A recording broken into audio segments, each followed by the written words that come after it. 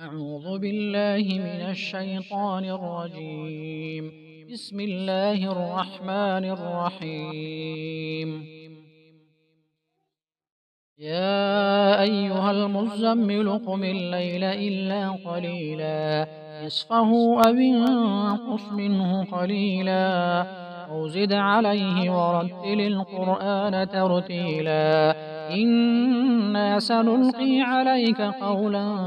ثقيلا إن ناشئة الليل هي أشد وطئا وأقوم قيلا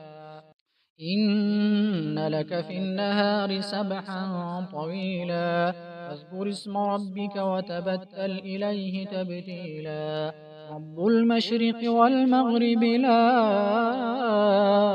إله إلا هو فاتخذه وكيلا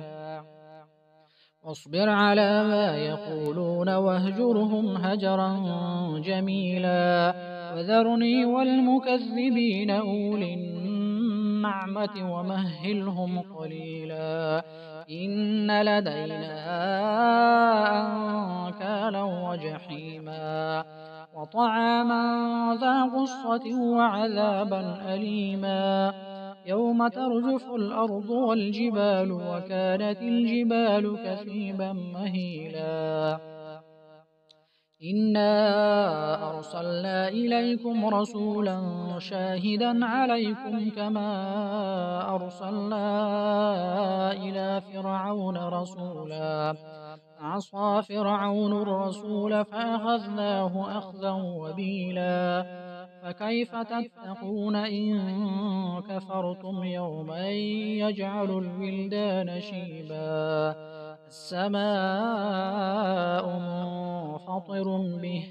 كان وعده مفعولا إن هذه تذكرة فمن شاء اتخذ إلى ربه سبيلا إن ربك يعلم أنك تقوم أدنى من ثلثي الليل ونصفه وثلثه وطائفة من الذين معك والله يقدر الليل والنهار علم أن لن تحصوه فتاب عليكم فاقرؤوا ما تيسر من القرآن علم أن سيكون منكم مرضى وآخرون يضربون في الأرض يبتغون من